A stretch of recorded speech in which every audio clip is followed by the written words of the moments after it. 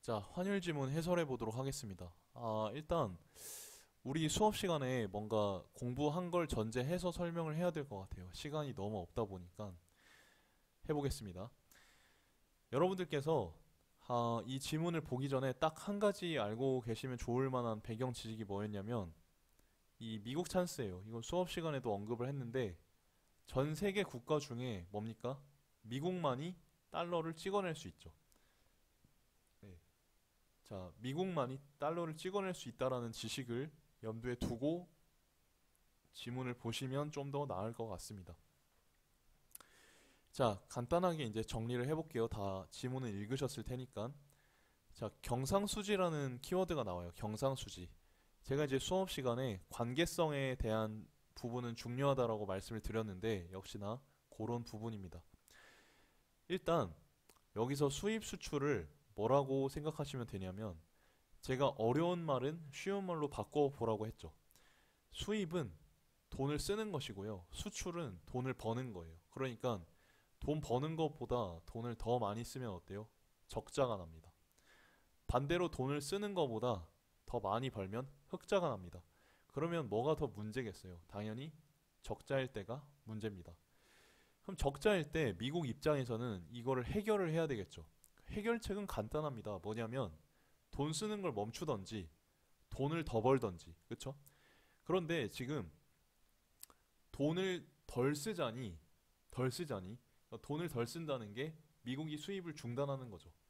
근데 그렇게 되면 전 세계의 통용 화폐가 달러기 때문에 미국이 수입을 중단하게 되면 달러가 전 세계로 돌지를 않아요. 그냥 멈춰 있는 거예요. 한강이 마른다고 생각해 보십시오. 다 죽잖아요. 그런 거예요. 그래서 소비를 멈출 순 없어. 수입을 중단할 수 없어. 그러면 달러를 과잉 공급을 해볼까? 뭐 아주 쉬운 예로 돈을 찍어낸다고 해봅시다. 돈을 찍어낸다고 하면 당연히 신뢰도는 저하가 될 테고 그 다음에 고정환율제라는 것도 박살이 난다. 고정환율제라는 게 뭐냐? 쉽게 얘기하면 여러분 수요 공급 법칙이라는 게 있는데 쉽게 얘기해서 어떤 물건이 한 개가 필요해. 딱 한 개가 필요한데 마침 공급도 딱 한 개가 됐어. 그러면 아주 나이스합니다. 그런데 100개가 만들어졌어. 미안. 100개가 필요한데 딱 한 개만 만들어졌어. 그러면 뭐야? 이 한 개의 가격이 굉장히 오르겠죠. 지금 아파트 값 같은 거 이런 겁니다.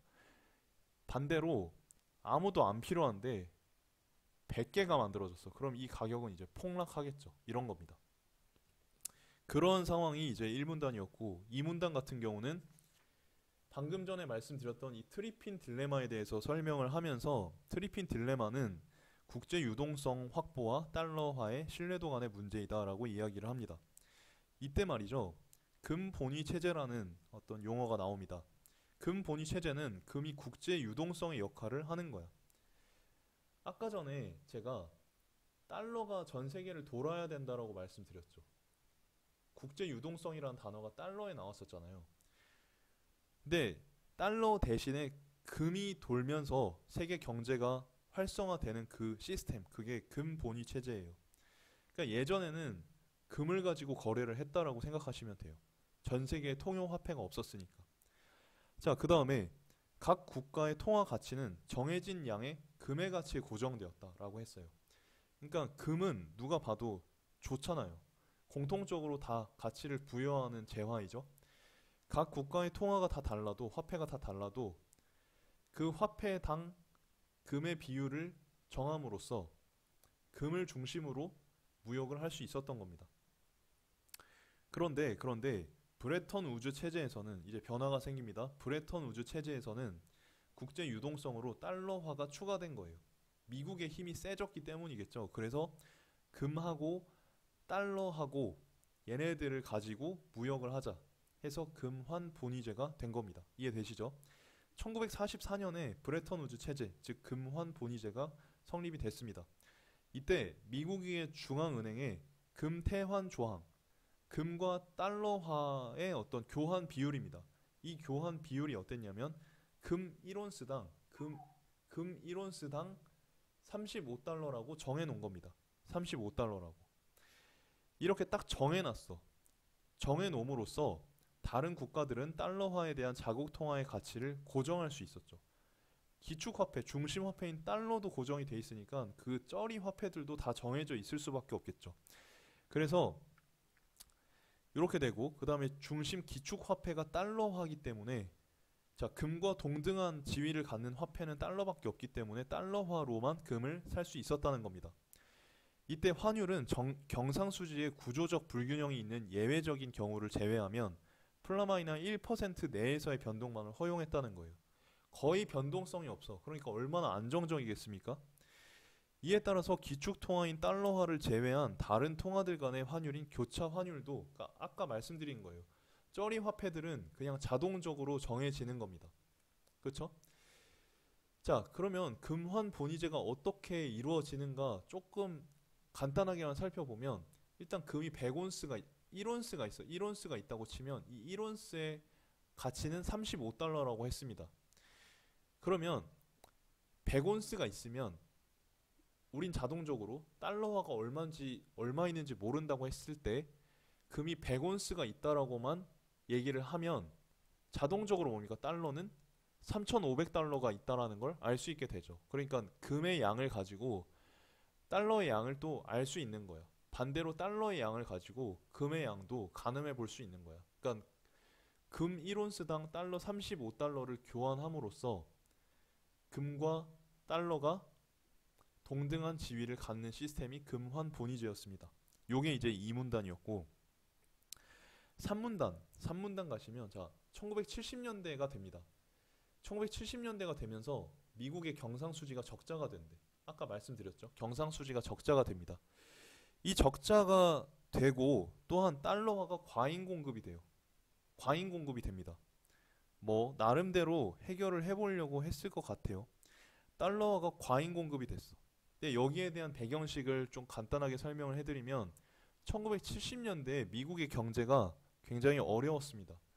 그러니까 전 세계가 봤을 때 미국이 좀 불안불안해 보였던 거야. 그래서 달러를 팔고 달러를 미국에다 돌려주고 다들 금을 찾은 겁니다. 그렇게 되니까 뭡니까? 다른 나라로 금이 다 가고 원래 그 나라들이 갖고 있던 달러들이 미국으로 들어오면서 달러화가 과잉 공급이 된 거죠. 그리고 다른 나라들이 금을 다 찾아가니까 미국의 금 준비량이 더 낮아진 거예요. 미국이 갖고 있던 금이 없어진 거야. 이해되시죠? 그러니까 이런 부분은 평가원에서 좀 써줄 필요가 있었어. 좀 너무 정보가 없었다. 여러분 얼마나 힘드셨겠습니까? 자, 계속 가보면 이렇게 됐을 때 미국은 이제 더 이상 금과 달러를 동등하게 바꿔줄 수 있는 의무를 감당할 수가 없게 된 거야. 왜냐하면 달러는 너무 많고 금은 부족해졌기 때문에. 그래서 이를 해결할 수 있는 방법은 뭡니까? 달러화의 가치를 내리는 평가절하. 더 이상 뭡니까? 더 이상 금과 달러는 동등한 위치가 아니다. 금이 훨씬 가치롭다. 달러는 가치가 없다. 라고 인정을 해버리는 거야. 그리고 달러화에 대한 다른 나라의 통화의 환율을 하락시켜. 자, 통화를 하락시킨다는 거는 그 화폐 가치가 올라간다는 겁니다. 다시. 자, 환율이 하락한다는 건 화폐 가치가 올라간다는 거예요. 올라간다는 거예요. 이거 모르면 이따가 댓글이나 오픈 채팅방으로 질문해 주십시오. 일단 달러화에 대한 다른 나라의 통화의 환율을 하락시키면 자 1달러를 살 때 2,000원 주는 게 좋아? 1,000원 주는 게 좋아? 당연히 1,000원짜리 한 장 주는 게 좋지. 2,000원 주는 건 환율이 높은 거고 1,000원짜리 한 장 주는 건 환율이 낮아진 거야. 알겠죠? 환율을 낮춰. 환율을 낮춘다는 건 다른 나라의 통화의 가치가 올라가는 거야. 이해되시죠? 이렇게 해서 이제 금태환 의무에 대한 그 문제점들을 조금 해결해 보려고 했던 겁니다. 해결해 보려고 했던 거야. 즉 금이 부족하고 달러는 많으니까 비율을 맞추기 위해서 달러 가치를 내리고 다른 나라 통화 가치를 올린 거야. 그러니까 결국은 뭡니까? 결국은 두 가지 방법 다 달러의 가치를 떨어뜨리는 거지. 금의 지위보다 달러의 가치가 낮다라는 걸 인정을 하는 거지. 인정을 하는 거지. 오케이? 아까 전에 뭡니까? 금과 달러의 양이 비슷하다고 말씀을 드렸잖아요. 자, 그래서 요 문단까지만 하고 일단 1부를 마치겠습니다. 자, 여기까지 할게요, 일단. 자, 여기까지 하겠습니다.